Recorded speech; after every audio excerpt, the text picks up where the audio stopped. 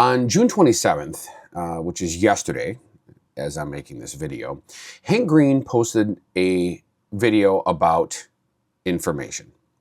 You know who Hank Green is, I hope. He does shows like SciShow and Crash Course, Eons, which is on PBS, and then he's got a podcast that I've been watching quite regularly called Vlogbrothers. Now, in this video yesterday, and I'm going to give you the too long didn't read version of this story, he makes a connection between food and information. Hopefully you understand how the food industry works.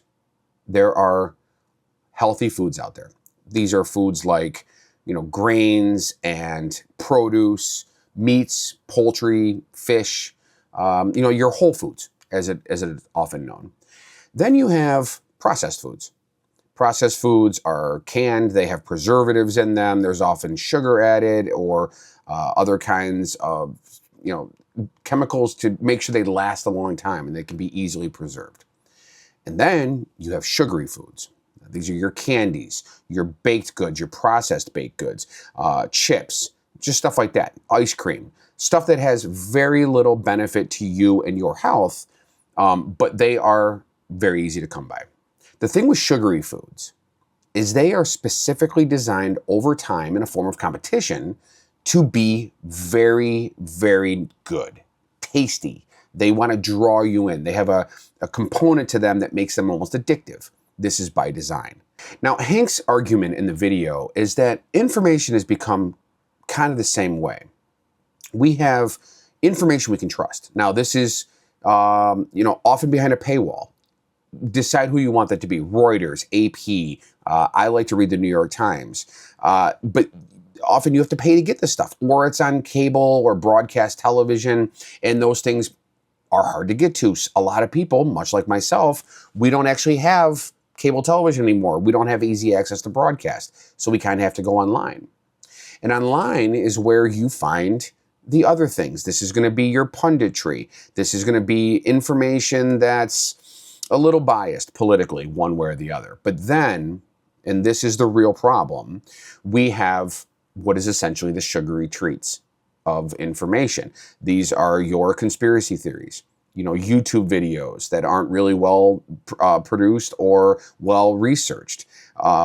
These are often created by bots, often overseas, designed specifically to influence our political atmosphere. And at the end of the day, these posts are designed with algorithms, much like Facebook, much like TikTok, where you may be watching this video on one of those platforms. Their algorithm is designed to show you the information that really gives you a dopamine hit to keep you scrolling, to keep you locked into that app so that they can make more advertising money. And oftentimes the information that is the most palatable for us, the information that we really seek out and get connected with, is this sugary treat information. Now, the reality is, truth can be boring. Lies can be a lot of fun. I mean, this is not a factoid that should be groundbreaking news to you. And yet, here we are, regardless of our knowledge. Now, Hank's analogy kind of ended there, but I want to expand on it just a little bit.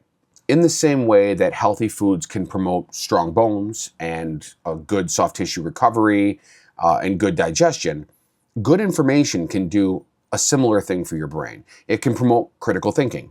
It can expand your understanding of the world around you. It can make you more tolerable of people and others, different cultures. But processed and sugary foods, they're damaging to your body. Again, this shouldn't be news. They can lead to digestive issues. They can lead to cancer. They can lead to skin issues, obesity.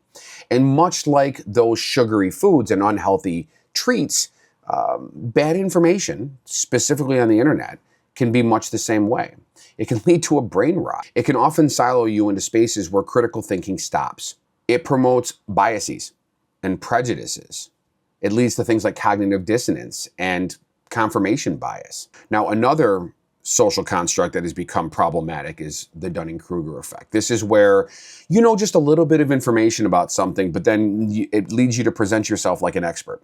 It happens all the time. It's been a problem on the internet forever. Where it becomes really problematic, though, is where people with large audiences, podcasters, YouTubers, and stuff like that, take a small amount of information and they spread it. That is often the case with things like, oh, I don't know, Joe Rogan. And those people with that level of popularity really spread that disinformation at an alarming rate.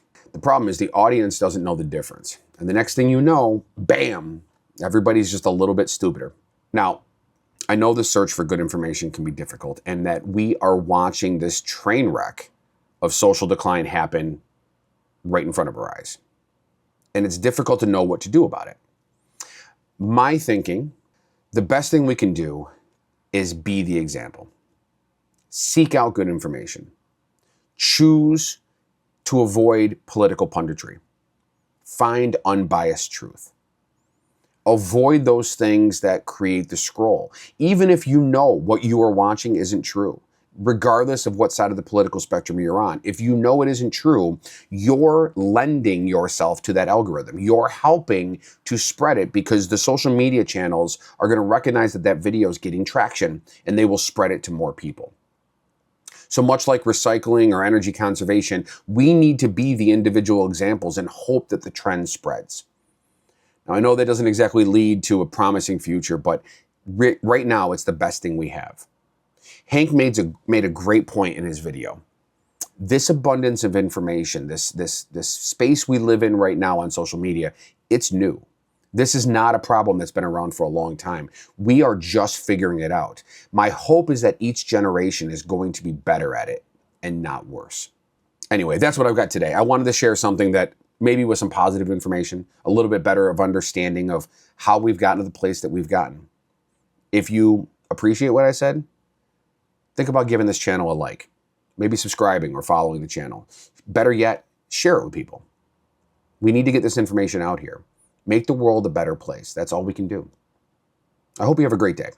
I'll see you again soon.